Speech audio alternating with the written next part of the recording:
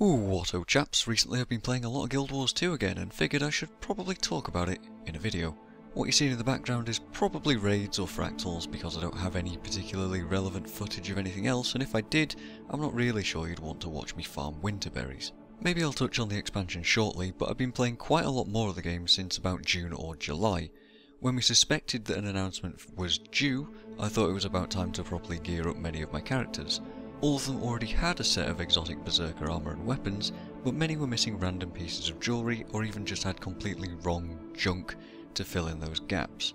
So in an effort to make sure that I at least had all of my characters properly up to snuff, I embarked on a long personal quest to get all 9 of them at least one full set of ascended trinkets, so that's rings, trinkets, amulets and a back piece each.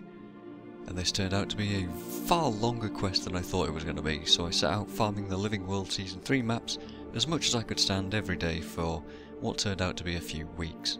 Farming winterberries was quite the chore. As much as it was a simple process, doing it on 9 characters per day really did drain me quite a lot. I'm one of those players that actually kills all the griffins and trolls because I find them annoying and quite deadly if I ignore them in berserker gear, so my runs were just the slowest ever. And I got very jealous of watching people spawn all the griffins and then just charge past and leave them for me to deal with. Thanks! Grabbing 40 to 50 winterberries per character, needing 400 for a back piece, 200 for a ring, 300 for an accessory, and then needing more for obsidian shards and unbound magic. Yep, that took ages. Farming the jade shards for the amulets wasn't so bad, and neither were the fire orchids or petrified wood, though, so there was some reprieve. So that ended up being a lot of my time a few months ago. I also wanted to gear properly in Viper's stats to do fractals and raids better on my warrior, so I started doing those dailies as well, and had about 0 luck in terms of ascended gear drops, but not all bad because I did manage to get the hunter as a drop, which is my first precursor ever, so yeah, that was pretty damn cool. The other reason for doing fractals was to finally make actual progress on core Tyria masteries, since I was missing, well, pretty much all of those from Heart of Thorns. And it turns out fractals give pretty good XP nowadays, so that was quite nicely done. I also ended up going back through Heart of Thorns content and found to my great surprise, honestly, that the revamp that they did like 8 months after the original expansion came out was actually really good. I made an hour-long video talking about why Heart of Thorns was awful on release and was tired of it all not 2 months afterwards, having no desire to play all beyond the one-shot Living World episodes, and I never gave the revamp a chance until just a short while ago, and honestly, yeah, wow, the differences are massive, and while too much to get into in this video, suffice it to say that you can get a ton more loot for your time spent in Heart of Thorns maps now, and it feels less crap.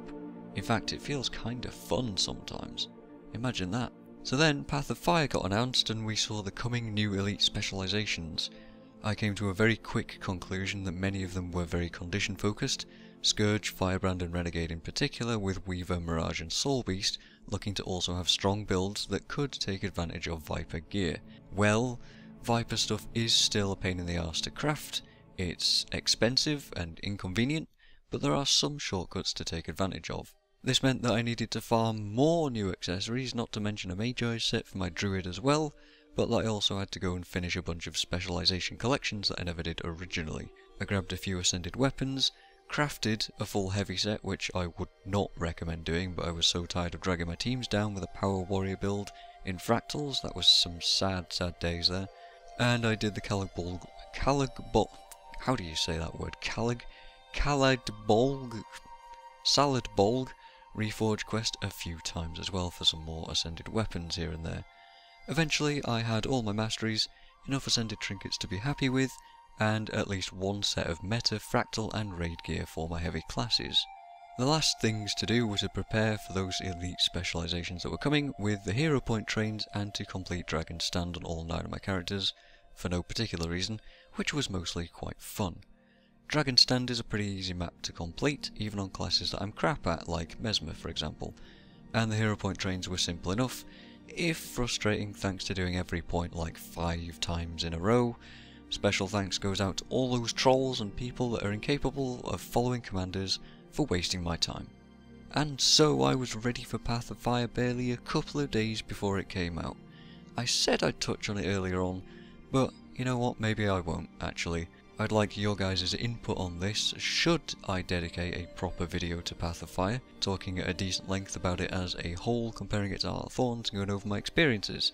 Let me know in the comments if you'd be interested on hearing that sort of thing. I'll see if it's worth doing based on your guys' feedback. But since then I've been playing the expansion, trying new Elite Specializations, I'm still not even close to being done with that, building various working builds and gearing out even further. Laserhog even started getting the guild together for raids, and I've been having fun going through all of the wings for the first time since 2015 with them. Xavier also managed to convince me to run Arc DPS as well, through very odd means, which I was massively reluctant to do at first, but I'll admit it is a handy tool to have to be able to see what's going on and why. So yes, DPS meters. In case you were wondering, that's the coloured bars on the left of my screen above my chat window. So yeah, I'm a DPS meter elitist now. Although I know I'm very crap, so it's fine. I'm really not. It's just a handy tool to look at every now and then, just to compare how I'm doing in comparison to people around me. So you know. Anyway, I've got to stop here before I go on yet another tangent. Guild Wars 2 has managed to suck me back in a lot more than I expected in the last few months, and I figured it was worthwhile talking about that. So as always, thank you guys for listening to me prattle on yet again.